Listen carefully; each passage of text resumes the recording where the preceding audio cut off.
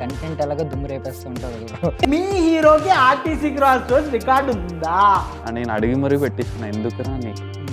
నేను అడిగి మరీ. మరి ఎందుకురా నీకు? బిగ్ బాస్ లో మీ సేమ్ క్యారెక్టరైజేషన్ ఇక్కడ సేమ్ రియల్ లైఫ్ లో ఉండడం, ఇక్కడ ఉండడం. బిగ్ బాస్ కి వెళ్ళటానికి ఫస్ట్ వెళ్ళాలని నాకు ఆలోచన రావడానికి రీజన్ మంచి క్యారెక్టర్ అయితే విలన్గా చేద్దామని ఫిక్స్ అయ్యాను. ఇంద్రసేనారెడ్డి సినిమాలో ఇంకా పెద్ద చేయాలి. ఒక డైరెక్టర్ని కానీ, ఒక ఆర్టిస్ట్ని కానీ, లేదంటే ఒక ప్రొడ్యూసర్ని కానీ, ఎవరు తొక్కాలనుకున్నా కూడా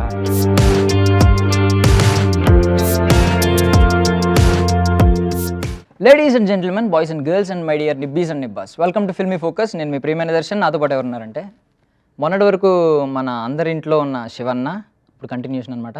అండ్ ఇప్పుడు ఎప్పటికీ మన ఫోన్లలో ఉండే మౌలి బ్రో, అండ్ 20s కిడ్లా కనిపించే 90s డైరెక్టర్ మన ఆదిత్య గారు అనమాట. ముగ్గురు ఉన్నారు. మనం మర్చిపోయిన రోజుల్ని మళ్ళీ మనకు గుర్తు చేయడానికి మనతో పాటు ఉన్నారనమాట. మాట్లాడేద్దాం. హాయ్ అండి, ఎలా ఉన్నారు?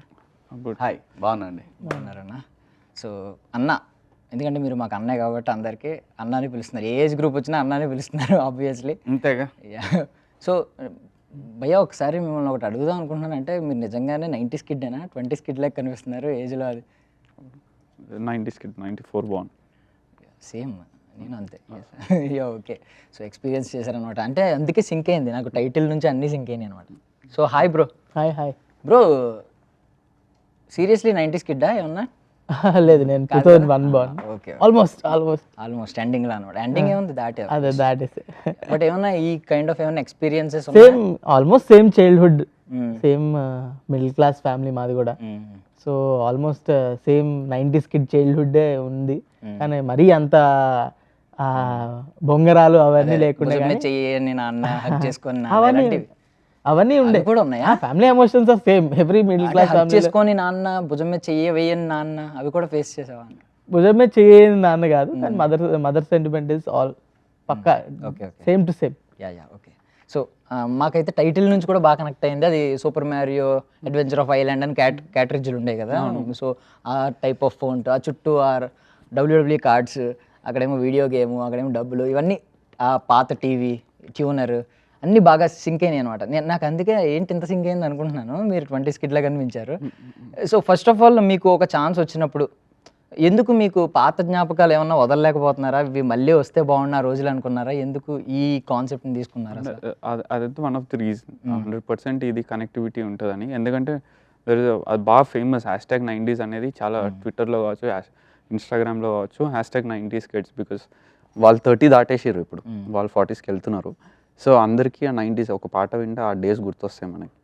వెరీ స్పెసిఫిక్గా నాకు తెలుసు, దీన్నే ఒక సిరీస్ చేస్తే బ్యూటిఫుల్ రీచ్ ఉంటుందని, ఒక సాటిస్ఫాక్షన్ ఉంటుంది, ఎస్పెషల్లీ వర్క్ సాటిస్ఫాక్షన్ ఉంటుందని నాకు తెలుసు. And at the same time, as a initial stage, మనం ఒక పెద్ద స్క్రిప్ట్ తీసుకొని పోతే ఏ ప్రొడ్యూసరు మనకి అంత తొందర ఛాన్స్ ఇవ్వడు. So I wanted to make తక్కువ బడ్జెట్లో చిన్న సినిమా సిరీస్. బట్ శివాజీ గారు వస్తారని నేను ఎక్స్పెక్ట్ చేయలేదు. స్టార్టింగ్ సిరీస్ అనుకునే సిరీస్ అనే ప్లాన్ చేసినాం. ఏదైనా చిన్నగా చేద్దాం అనుకున్నప్పుడు చేసిన దాంట్లో స్టార్ట్ అయింది ఇది బేసిక్గా. సో అన్న, అంటే మీరు కనిపించిన ఫస్ట్ అడగాల్సిన క్వశ్చన్ ఇదే అనిపించింది నాకైతే.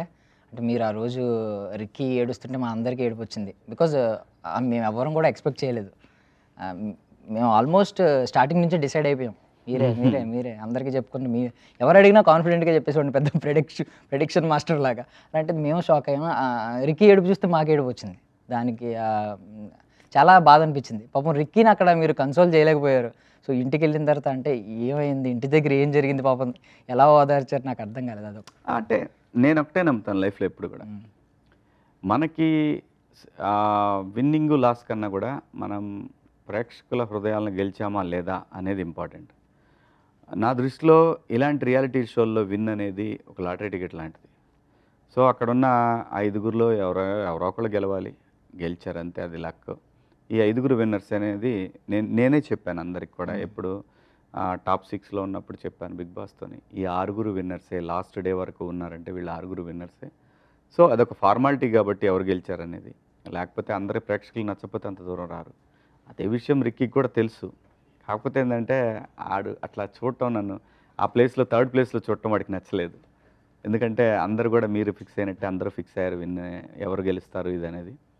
సో ఏది ఏమైనప్పటికీ ప్రేక్షకులు ఎవరు విన్ చేయాలి అని అనుకున్నారో వాడే విన్ అయ్యాడు, ప్రశాంత్. ఆ విషయం రిక్కీకి కూడా తెలుసండి. కాకపోతే ఏంటంటే ఫాదర్ ఓడిపోవటం వాడికి నచ్చలేదు అంతే. ఎవరైనా కొడుకు ఓడిపోయిన తండ్రికి నచ్చదు కదా, అది నచ్చకపోవటం అనేది ఎమోషన్. సేమ్ ఇంటికి వెళ్ళింది ఇంటి దగ్గర లేదు, ఇక్కడే స్టేజ్ మీదనే మర్చిపోయాడు వాడు. అండ్ మెయిన్లీ ఏంటంటే రీసెంట్గా యానిమల్ మూవీ వచ్చిందనమాట. సేమ్ ఫాదర్ అంటే రణబీర్ కపూర్కి హీరో. నేను సో చూడలేదు, ఇప్పుడు సేమ్ లోపల ఉన్నాం కదా. అంటే మేము ఇవన్నీ కంపేర్ చేసి సేమ్ మాకు రిక్కీలో అలా కనిపించింది అనమాట. హీరో మా హీరో అన్నట్టు పాపం చాలా ఎడోర్ చేస్తూ పైకి కనిపించకపోయినా పంచలేస్తున్నా మీ మీద సరదాగా వచ్చినప్పుడు మాకు అనిపించింది ఎంత ఎడోర్ చేస్తున్నాడు మిమ్మల్ని అని చెప్పి, హీరో అని చెప్పి. పక్క అదైతే ఇద్దరు అంతే, అన్నదమ్ములు ఇద్దరు కూడా. ఇప్పుడు ఈ మధ్య కాలంలోనే చాలా ఎక్కువగా నన్ను నాకు దగ్గరగా ఉంటున్నారు వాళ్ళు.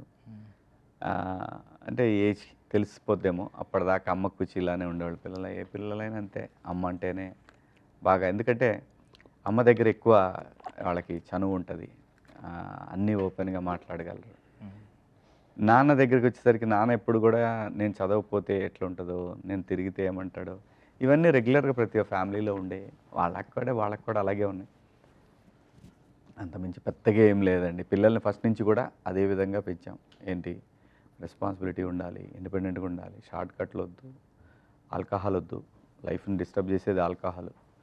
సో ఎక్కడ కూడా ఎవరి కోసమో మనము చూపించుకోవాలని ఇలాంటివన్నీ చేసామంటే లైఫ్ని రిస్క్ అనేది నువ్వు ఫేస్ చేయాల్సిందే. ఇలా వాళ్ళు నన్ను చూస్తూ పెరిగారు కాబట్టి, వాళ్ళ అమ్మ ఎప్పుడు ఇవన్నీ నేర్పుతూ వచ్చింది కాబట్టి కొంచెం ఆ ఎమోషన్స్ అన్నీ కూడా కంట్రోల్ చేసుకోవటం ఇప్పటి నుంచే వాళ్ళకి బాగా అలవాటైంది. ఓకే, సో 90స్కి వచ్చేద్దాం. సో ఇదేంటన్నా రేషన్ కార్డులో పిక్క అలానే మీకు ఆ టైంలో ఎప్పుడు ఆ టైంలో అన్ని ఫ్యామిలీల్లో ఇలాగే ఉండేవి. అన్ని ఫ్యామిలీస్లో కానీ ఏదైనా ఫోటో అంటే ఏదైనా అకేషన్ వచ్చినప్పుడు అందరూ దిగటం, అదొక ఆ మెమరీస్ని ఎవ్రీడే చూసుకుంటూ, ఆ ఫొటోస్ రూపంలో ఎవ్రీడే చూసుకుంటూ గడిపేయటం అనేది చాలా ఇదిగా ఉండేది. ఇప్పుడంటే రీల్స్ యూట్యూబ్లో పెట్టేసి ఇన్స్టాగ్రామ్లో డిఫరెంట్గా ఫోటో స్టూడియో ప్రతి ఒక్కరికి ఒక సపరేట్ ఫోటో ఉంటుంది. ఇప్పుడు అదే ఫ్యామిలీ అయినా సరే ఎవరి ఫోటో వాళ్ళదే. ఆ 90s ఏంటంటే అందరి ఫోటోలు కలిపి ఒక చోటు ఉంటే, ఇప్పుడు ఎవరి ఫోటో వాళ్ళకి, ఎవరిది వాళ్ళది అలా అయిపోయింది. బట్ ఇది ఈ ఫోటో చూడటం అనేది ప్రతి ఫ్యామిలీలో మళ్ళీ వాళ్ళు బ్యాక్ టు మెమరీస్ అన్నట్టు. అండ్ ఈవెన్ ఆ బ్యాక్ పిక్ కూడా వెనక పిక్ ఉంది కదా, నేను మా అక్క మెచ్యూర్ ఫంక్షన్లో సేమ్ అలాగే కూర్చున్నా. అంతకు మించి పోజెస్ తెలివి ఆ రోజుల్లో. అంతే అదే లైఫ్, అదే దాంట్లో మిడిల్ క్లాస్లో ఉన్న కిక్కే కలిసి ఉంటాం, ఫ్యామిలీ అంతా ఒకటిగా ఉంటాం, ఫ్యామిలీ అంతా ఒకటిగా షేర్ చేసుకోవటం. సక్సెస్ అయినా, ఫెయిల్యూర్ అయినా, పెయిన్ అయినా, ఏదైనా సరే ఫ్యామిలీ అంతా కలిసి షేర్ చేసుకోవటం అనేది ఇప్పుడు కూడా ఉంది. ఇప్పుడు కూడా లేదని నేను అనుకోను, కానీ ఇప్పుడు కూడా ఉంది. కానీ బయటికి కనపడదు. అది ఎక్కడో లోపల బాగా గట్టి పెయిన్ అయినప్పుడు మాత్రమే అనిపిస్తుంది. కిడ్స్కి ఏంటంటే అంత మెచ్యూరిటీ లెవెల్స్ కూడా ఉండవు కాబట్టి. కానీ ఈ పెయిన్ మిడిల్ క్లాస్లో ఎనీ జనరేషన్, నెక్స్ట్ జనరేషన్లో కూడా ఉంటుంది, కాకపోతే డిఫరెంట్గా కనిపిస్తుంది అది, అంతే. సో ఈ క్యారెక్టర్ అయితే నాకు తెలిసి మీరు 90s ఫాదర్ కాదు, 20s ఫాదర్. సో ఇది మీకు ఒక కొత్త ఎక్స్పీరియన్స్ ఇచ్చి ఉంటుంది డెఫినెట్గా. మా నాన్నే నేను ఎక్కడ, అండ్ మీకు అమ్మాయి కూడా లేదు కాబట్టి ఇంకొక ఎక్స్పీరియన్స్. అదే నేను మా నాన్నే ఎక్కడ, మా నాన్నే అదంతా కూడా. మా నాన్న, మా అమ్మ, మా తమ్ముడు, నేను, మాకు చెల్లి ఉంటే అలా ఉండేది. అదే బిహేవ్ చేసాం ఇక్కడ, అంతే, వేరే ఏం లేదు. అది యాజ్ ఇట్ ఈజ్ ఒక రియాలిటీ షో లాంటిది అది. సో మీ నాన్నగారు రియల్ లైఫ్ని ఇన్స్పిరేషన్గా తీసుకున్నప్పుడు యాక్ట్ చేయడానికి ఒక, అంటే పెయిన్, కష్టం అట్లానే ఉంటుంది కదా. కష్టం అనేది నాన్నకైనా నాకైనా ఎవరికైనా అంతే. ఆ కష్టాన్ని ఆ కథ రూపంలో చూసినప్పుడు చాలా బాగా అనిపిస్తుంది. మీకు ప్రతి ఒక్కళ్ళకి ఉంటుంది, ప్రతి ఫ్యామిలీలో ఉంటుంది. నాన్న ఎంత కష్టపడ్డాడు, నాన్న ఎన్ని ఇబ్బందులు పడ్డాడు అనేది ప్రతి వాళ్ళు గుర్తు తెచ్చుకుంటారు నాన్నని మళ్ళీ ఇంకోసారి ఈ సిరీస్లో. నాన్న అయినా అమ్మ అయినా ఎనీ డే అండి, ఎనీ డే నాన్నే. ఎన్ని చెప్పినా సరే నాన్న ఒక ఏటీఎం, నాన్న ఒక ఏమంటారు, ఒక గొడుగు, నాన్న ఒక దుప్పటి, నాన్న ఒక ఓదార్పు, నాన్న ఒక భయం, నాన్న ఒక సంతోషం. నాన్న వేరండి, అమ్మ అనేది అద్భుతం అయితే నాన్న వేరే ఏదో తెలియని ఒక అద్భుతం ఆయన. అది ఎప్పుడు చూసుకున్నా కూడా, ఇది సినిమాలో చూసుకున్నా, మీరు అన్నారు ఇందాక రణబీర్ కపూర్, నేను చూడలేదు సినిమా, అది చూడాలి, చాలామంది చెప్తున్నారు. మేము హౌస్లో నుంచి వచ్చి ఇంత 1 వీక్ కూడా కాలేదు కదా, సో చూడాలి ఆ సినిమా. నాన్న ఎక్కడైనా సరే ఒక ఉదాత్తమైన, ఒక అద్భుతమైన గొప్ప క్యారెక్టర్ అది సృష్టిలో. ఇది ఈ 90s చూస్తున్నప్పుడు ప్రతి వాళ్ళు కూడా ఆ నాన్న అనే క్యారెక్టర్ని మళ్ళీ ఒకసారి గుర్తించుకోండి. లేని వాళ్ళు నాన్నని మిస్ అయిపోయి, నా బొట్టోళ్ళు మా నాన్న లేరు ఇప్పుడు, సో మా అందరికి కూడా ఆ రోజులన్నీ గుర్తొస్తాయి. ఆ సినిమా అది చేసేటప్పుడు కూడా ప్రతిసారి మా నాన్న నాకు ఎన్నోసార్లు గుర్తొచ్చాడు. సో మౌలి బ్రో, సో నీ విషయానికి వస్తే మామూలుగా కంటెంట్ ఎలాగో దుమ్ము రేపేస్తూ ఉంటావు కదా బ్రో, యూట్యూబ్లో చూస్తూనే ఉంటాం. ఫోటోలో కూడా అక్కడ భయపడుతున్నట్టు ఆ చేతులు ముడుచుకొని అక్కడ భయం భక్తి. ఫోటో అంటే కొంచెం స్టిఫ్ అయిపోతాం. చిన్నప్పుడు ప్రతి సంక్రాంతికి అమ్మమ్మ వాళ్ళ ఇంటికి వెళ్ళినప్పుడు అప్పుడు ఫోటో స్టూడియో బాగా చిన్నప్పుడు ఫోటో స్టూడియోకి వెళ్ళి అందరూ ఎంత ఎదుగుతున్నామో ప్రతి ఇయర్ కంపేర్ చేసుకోవడానికి ఒక ఫోటో తీయించుకునే వాళ్ళం ఫ్యామిలీ మొత్తం. నేను ఎదుగుతుంటాం కదా, 1 ఇయర్కి మారిపోతుంటాం. సో మంచి మెమరీ ఫోటో స్టూడియోకి వెళ్ళి ఫోటో తీయించుకోవడం. మామూలుగా టైమింగ్ అదిరిపోద్ది కాబట్టి, అంటే ఏమన్నా సరదాగా నీ క్రియేటివిటీ యాడ్ చేయడానికి ఏమన్నా మన భయ్యాన్ని ఏమన్నా అడిగారా ఏంటి? నేను ప్రతిదానికి చెప్తూ ఉంటా, ఆయన వద్దు ఇదే వద్దు, ఇది ఓకే అని డెఫినెట్గా. ఆయన మరి 90s కిడ్ కదా, ఆయనకి బాగా తెలుస్తుంది. ఆయన మానిటర్ చేస్తూనే ఉన్నాడు. His inputs were there. నేను అడిగి మరీ పెట్టించుకున్నా, ఎందుకురా నీకు అనేది. నేను అడిగి మరీ, లేదు నువ్వు నాకు ఇది కావాలి నువ్వు చెప్పు అని చెప్పి మరి ఉంటుంది. ఆ కంటెంట్ చూసినప్పుడు నాకు యాప్ట్ అని తెలుసు, తను 100% పర్ఫెక్ట్ అని చెప్పి నేను ఫస్ట్ నుంచి బిలీవ్ చేసిన. సో మీరు ఆ జనరేషన్ ఫాలో అయ్యారు కాబట్టి, ఆ జనరేషన్కి ఇప్పుడున్న జనరేషన్లో కిడ్స్కి ఏం మార్పులు ఉన్నాయి? అప్పుడు పేరెంటింగ్కి ఇప్పుడు పేరెంటింగ్కి ఏం మార్పులు ఉన్నాయి? ఎగ్జాక్ట్ అయితే చెప్పాలంటే టెక్నాలజీ ఓన్లీ, బేసిక్గా టెక్నాలజీ వచ్చింది. అప్పుడు బిల్డింగ్లు ఎక్కువ లేకుంటుండే కాబట్టి అవుట్డోర్ గేమ్స్ ఎక్కువ ఉంటుండే. ఎటు అయినా పోయి నువ్వు క్రికెట్ ఆడాలనుకుంటే ఎట్టయినా పోయి క్రికెట్ ఆడచ్చు. ఇప్పుడు క్రికెట్ ఆడాలంటే బాక్స్ క్రికెట్ బుక్ చేసుకొని ఆడుకోవాలి. ఇప్పుడు ఊర్లలో కూడా అప్పుడు చాలా పెద్ద పెద్ద జాగాలు ఉంటుండే, అంటే స్థలాలు, ఎక్కడైనా పోయి శ్మశానం పక్కన కూడా 2 రాళ్ళు పెట్టి క్రికెట్ ఆడుకోవచ్చు. ఇప్పుడు అట్లా కాదు, ఇప్పుడు స్పెసిఫిక్గా గ్రౌండ్లోనే ఆడుకోవాల్సి వస్తుంది, డబ్బులు పే చేయాలి. డబ్బులు. హైదరాబాద్లో ఎట్లయితే ఊర్లలో అయితే జాగా దొరకడం చాలా కష్టం ఇప్పుడు.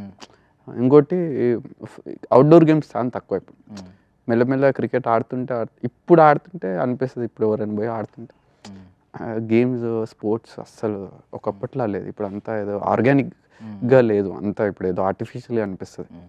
యాక్టివిటీస్ లేవు. 3 గంటలకు బుక్ చేసుకోవడం, 2 గంటలకు బుక్ చేసుకోవడం, అప్పుడు టైం తెలిసేది కాదు. అప్పుడు ఎంతసేపు అయినా పొద్దుగాల పోతే రాత్రి దాకా, సాయంత్రం దాకా నల్ల అయిపోయి జిడ్డు అవుతుండే ముఖం. అట్లా ఇంటికి వచ్చి ఇంట్లో తిట్టించుకొని. సో అంటే కాకపోతే రోహన్కి మీ పేరు పెట్టినట్టున్నారు ఆదిత్య అని, మీకు కనెక్ట్ అవుతుందా బాగా? నాకు బాగా కనెక్టివిటీ ఉందని చెప్పి. అంటే తప్పుగా అనుకోకండి, ఇదేమాట పండిత పుత్ర పరమసుంటా అన్నారు, మీరు టాపరా? లేదు, వెరీ యావరేజ్ స్టూడెంట్. అంటే కనెక్టివిటీ అంటే ఆ ఇన్స్పిరేషన్ నాకు కూడా నచ్చింది. అంటే బేసిక్గా నేను స్కూల్లో ఉన్నప్పుడు నన్ను అట్లని తిడుతుండే మా నాన్న టీచర్. మా డాడీ సేమ్ డైలాగ్ తిట్టేవారు, అందుకని నాకు కొంచెం బాగుంది అనమాట. సిరీస్లో నా పేరు కూడా వాళ్ళ అన్న పేరే, రఘు. వాళ్ళ అన్న, వాళ్ళ డాడీ పేరు కూడా సేమ్, వాళ్ళ ఫ్యామిలీ ఇది. మీకు సిస్టర్స్ ఉన్నారు? లేదు, sister is a fictional character basically. Okay. So sir, so ఇందులో ఈ ముగ్గురులో మీకు బాగా కనెక్ట్ అయింది ఎవరు సార్ క్యారెక్టర్ వైజ్? నేను జస్ట్ నాకు చిన్నోడు బాగా కనెక్ట్ అయ్యాడు. అంటే ఆ క్యారెక్టర్ అంటే ఏమన్నా నా రియల్ లైఫ్, నా సన్ అలాగనే ఉంటాడు చిన్నోడు. బాగా చదువుతాడు కానీ మాట్లాడే తీరు, ఫాదర్ని డీల్ చేసే తీరు, ఫాదర్ని ఏమార్చే తీరు, అదంతా కూడా దాంట్లో వాడి క్యారెక్టర్ బాగా. షూట్లో ఇప్పుడు చెప్తున్నా, నరేషన్ నుంచి చెప్తుండే సార్, మా చిన్నోట్లానే ఉంది ఆ క్యారెక్టర్. సేమ్ వాడైతే మొత్తం ఆడేసుకుంటాడు అందరినీ సెట్లో. రోహన్ అని క్రేజీగా నేను మా సెట్లో మొత్తం మేము ముగ్గురం కిడ్స్ లాగే ఉండేవాళ్ళం. నేను అంతా వాళ్ళంతా కిడ్ కాకపోయినా అసలు ఆ స్కూల్లో ఎపిసోడ్లు చేస్తున్నా అందరు పిల్లలతో, నేను కూడా ఇంకా వాళ్ళతోనే ఆడుకొని మంచి ఎక్స్పీరియన్స్. మేమైతే చాలా ఎంజాయ్ చేస్తాం. సో సార్, వెనకాల మెచ్యూర్ ఫంక్షన్ ఒకటి జరిగింది కదా ఇన్సిడెంట్, సో ఆ విషయంలో మీరు ఎలా ఫీల్ అయ్యారు ఒక ఫాదర్గా? మీకు సి ఆ క్యారెక్టరు, చంద్రశేఖర్ అనే క్యారెక్టరు ఒకే ఒక్క పాత్ర దగ్గర ఎంత కోపం వచ్చినా కానీ తగ్గుంటాడు. ఆడపిల్ల, ఆడబిడ్డ. సో ఆ క్యారెక్టర్ని నేను ఏమీ అనలేను. లోపల కోపం ఉన్నా కూడా ఏమీ అనలేను. అంటే ప్రతి ఫాదర్కి కూడా కూతురు అనేది చాలా దగ్గరగా ఉంటుంది. తండ్రికి నిజంగానే తండ్రి ఏదైతే నేను కొడుకులిద్దరూ వీళ్ళు వాళ్ళ అమ్మతోనే బాగా క్లోజ్గా ఉంటారు, నాతో ఉండరు అని నేను అనుకుంటాను. వాళ్ళ అమ్మ కూడా అనుకుంటుంది అనుకుంటా, కూతురు వాళ్ళ నాన్నకి బాగా పెట్టు అని. అలాంటి ఒక క్యారెక్టర్. అంటే ఇదంతా మీకు మీరు అనుకుని ఉండరు, మాకు ఏదో అంటే సరదాగా ఒక ప్లాన్డ్ స్క్రిప్ట్ చూసినట్టు అనిపించింది. మీరు సడన్గా ఇప్పుడు బిగ్ బాస్కి రావడం, కరెక్ట్గా ఇప్పుడే మూవీస్లోకి రావడం, అంటే బిగ్ బాస్లో మీ సేమ్ క్యారెక్టరైజేషన్ ఇక్కడ సేమ్ మీరు రియల్ లైఫ్లో ఉండడం, ఇక్కడ ఉండడం. నేను ప్లాన్డ్ అని నేను అనుకోను, కానీ అంటే నేను అనేది డెస్టినీ ఎలా డిజైన్ చేసిందా అని. అంతే. నేను అసలు బిగ్ బాస్కి వెళ్ళటానికి ఫస్ట్ వెళ్ళాలని నాకు ఆలోచన రావడానికి reason I just want to come back, మళ్ళీ మూవీస్ చేయాలి అనే ఆలోచనతోటే. ఓకే, వాళ్ళు కాల్ చేసినప్పుడు నాకు అనిపించింది, అవును ఇదే ఎందుకు కాకూడదు, ఓకే అని. అంటే మీరు ఎక్కడ సేమ్ అక్కడ ఆడబిడ్డ అని బిడ్డ అని ఎలా మాట్లాడతారు, ఇక్కడ అలాగే బిడ్డ మూవీలో కూడా అలాగే మాట్లాడారు ట్రైలర్లో. అండ్ అందులో కూడా లొట్ట సొంబు డైలాగ్ బాగా ఫేమస్ అయింది, దొడ్డికి పోయే సొంబు బిడ్డ అన్నారు. ఇక్కడ కూడా దొడ్డికి పోయాడమ్మా సేమ్. అంటే ఎలా సింక్ అయినాయి అంటే మాకు బిగ్ బాస్ కంటిన్యూషన్ లా అనిపిస్తుంది. సింక్ కాదు, యాజ్ ఇట్ ఈస్ ఆయన అట్లనే ఉంటాడు, బయట కూడా అట్లనే ఉంటాడు, హౌస్ లో కూడా అట్లనే ఉన్నాడు, ఎప్పుడు అట్లనే ఉంటాడు. There is no change, same as it is. తీరాజ్ పెట్టారు ఒక రియాలిటీ షో అనమాట, మళ్ళీ కొన్నాళ్ళు ఇంట్లో కంటిన్యూ అవ్వడానికి. సేమ్ అసలు ఏం చేంజ్ ఉండదు. నాకు మా అక్క వాళ్ళు కూడా ఫోన్ చేసి ఇట్లనే ఉంటాడు అరా అని అడుగుతాడు, సేమ్ అట్లనే ఉంటాడు అని చెప్తుంటారు. సేమ్ సెట్స్ లో కూడా ఫుల్ ఫన్. ఇంకా వాసుకి గారు కొంచెం స్ట్రిక్ట్, ఆమె వాళ్ళని కొంచెం కంట్రోల్ చేయనిస్తుంది. సార్ అయితే వాళ్ళని వదిలేస్తాడు, వాళ్ళతో పాటు కొంచెం చిల్ అవుతాడు. మేడం కొంచెం కంట్రోల్ చేసే ఇట్లా వాళ్ళని. ప్రాపర్ మదర్ ఆమె, ప్రాపర్ ఫాదర్. సో శివాజీ గారు యాక్ట్ చేస్తారో లేదో, ఎందుకంటే గ్యాప్ వచ్చింది. ఆయన ఇంప్రెస్ చేయాలంటే మేబీ ఒక స్క్రిప్ట్ ఉండాలి, సంథింగ్. ఆయన మళ్ళీ తిరిగి ఒక మెయిన్ లీడ్గా ఫస్ట్ కదా, ఇది మెయిన్ లీడ్గా first series, web series. So అది తెలీదు. అండ్ వాసుకి గారు కూడా అప్పుడు నాకు తెలిసి మీరు అప్రోచ్ అయ్యే టైంకి అన్ని మంచి శకునంలో రిలీజ్ అయిందో లేదో కూడా తెలియదు. సో ఇంత అంటే ఇద్దరిని మీరు హ్యాండిల్ చేసి ఇంప్రెస్ చేసి తీసుకురావాల్సిన పరిస్థితి ఎందుకు? ఆ కాస్ట్ స్క్రిప్టేనండి. మీరు ఇంకోటి వాసుకి గారైనా, శివాజీ అయినా, లేదు పవన్ కళ్యాణ్ గారైనా, లేదంటే ఇంకొక పెద్ద హీరోయిన్ అయినా, ఎవరైనా కూడా స్క్రిప్ట్ అండి. Ultimate end of the day script మాత్రమే వీళ్ళందరినీ కన్విన్స్ చేయగలుగుతుంది. సో అది నాకు ఆ స్క్రిప్ట్ విన్నప్పుడు ఎవరైనా సరే కన్విన్స్ అవుతారు చేయాలి. ఆర్టిస్టులు ఎవరైనా సరే నేను చేస్తే బాగుండని, లేదు ఆ వయసుకు తగ్గట్టు ఏమైనా చేంజెస్ చేయగలరు. ఇప్పుడు ఆమీర్ ఖాన్ గారు దంగల్ చేసినప్పుడు అసలు ఇంకొక హీరో అయితే చేయగలరా? అట్లా అయ్యి ఇంత తయారయ్యి మళ్ళీ ఆ ఫ్లాష్ బ్యాక్ ఎపిసోడ్లు ఇవన్నీ. సో ఒక ఆర్టిస్ట్కి ఫీస్ట్ లాంటిది స్క్రిప్ట్ ఇది నిజంగా. సో అంత మంచి ఫీస్ట్ ఉన్నప్పుడు కన్విన్స్ చేయడం పెద్ద కష్టమేం కాదండి. సో ఎన్ని సీజన్స్ కంటిన్యూ అవ్వచ్చు? లవ్ స్టోరీ ఉంటే నాది కంటిన్యూ అవుద్ది, లవ్ స్టోరీ లేకపోతే నాది కావద్దు.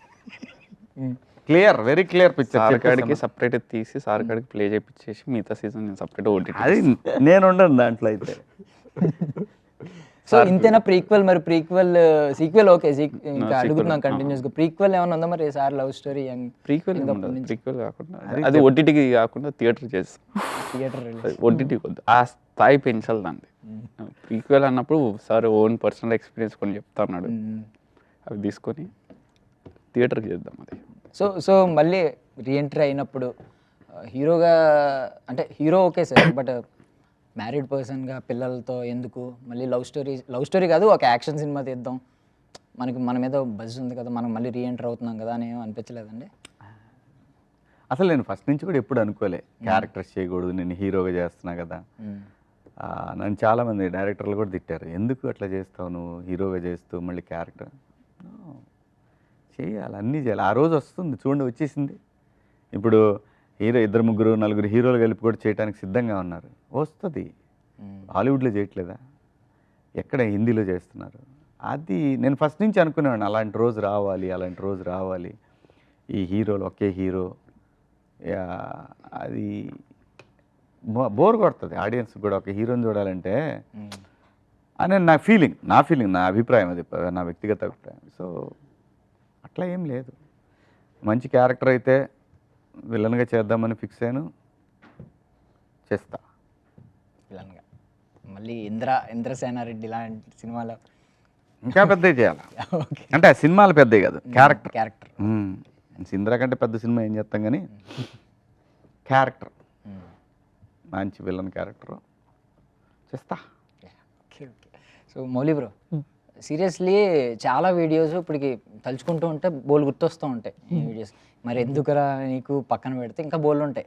ఈవెన్ మీరు ముగ్గురు వచ్చారేంట్రా ఏపీ టీం, మీరు ముగ్గురు వచ్చారేంట్రా, లేదంటే ఆ గల్లీ కబడ్డీ కావచ్చు, ఈ బస్ జర్నీ, ఇలాంటివి చాలా ఉంటాయి.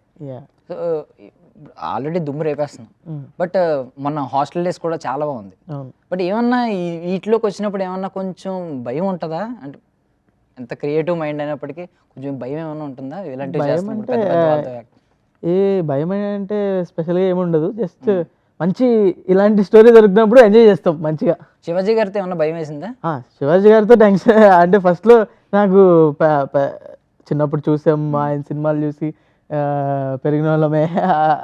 ఈ ఎర్రబాబు, టాటా బిర్లా మధ్యలో లైలా నా ఫేవరెట్, అదిరిందయ్య, అందరు అన్ని టీవీలో ప్లే రెగ్యులర్గా ప్లే, అవి చాలా టీవీలో ఎప్పుడు వచ్చినా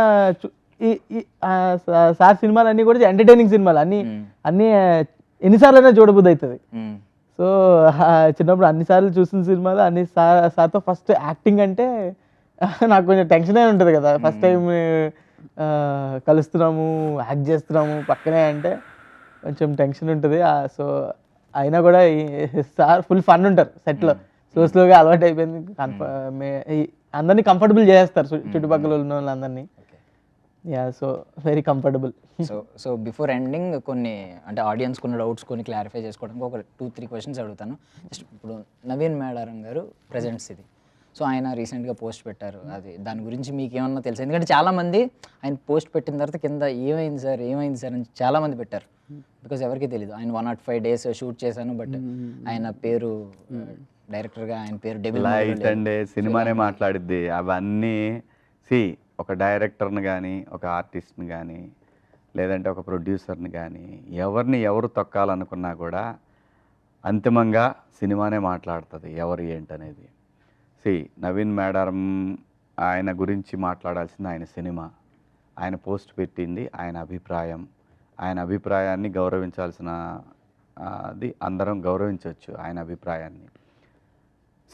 అల్టిమేట్గా సినిమా ఇండస్ట్రీలో ప్రొడ్యూసర్లు, ఆర్టిస్టులు, ఆ సినిమాలు చేసిన హీరో గారు వాళ్ళందరికీ నిజాలు తెలుసు. మనం ఏం మాట్లాడుకున్నా వాటికి పెద్ద ఇంపార్టెన్స్ ఉంటుందని నేను అనుకోను. అన్డౌటెడ్లీ నవీన్ మేడారం ఈజ్ ఏమంటారు టాలెంటెడ్ డైరెక్టరు, మంచి విజన్ ఉంది, తనకి విఎఫ్ఎక్స్ మీద కమాండ్ ఉంది, టెక్నికల్గా చాలా sound, so very less talkative, ఎక్కువ మాట్లాడరు. సో నేను ఆయనతో మాట్లాడినప్పుడు నాకు అనిపిస్తుంది, మీరు ఆయన అడిగిన క్వశ్చన్ ఇదే ఆన్సర్ ఉంటుంది. నేను ఆయనతో మాట్లాడినప్పుడు నేనేం మాట్లాడాను సార్, నా సినిమానే మాట్లాడుతుంది. నేను తీసానా లేదా నా హీరోకి తెలుసు, నాకు క్రూకి తెలుసు, నా ఆర్టిస్టులకు తెలుసు, పైన ఉన్న భగవంతుడికి తెలుసు. ఓకే, చూసే ఆడియన్స్కి ప్రతి ఒక్కళ్ళకి కూడా ఎవరు నిర్మాత ఎవరు దర్శకుడు అనేది తెలుసు అని నాతో అన్నారు. ఏంటంటే సినిమా అందరికంటే గొప్పది. సో ఇప్పుడు ఆయన బయటకు వచ్చేసి అల్లరి పెట్టుకునే టైప్ లాగా నాకు అనిపించలేదు ఆయనతో మాట్లాడినప్పుడు. సినిమా మాట్లాడుతుంది సార్, సినిమానే అందరికంటే గొప్పది అని ఒక మెచ్యూర్డ్ పర్సన్ మెచ్యూర్డ్గా బిహేవ్ చేశాడు. కాలమే నిర్ణయిస్తుంది ఎవరు ఏంటి అనేది.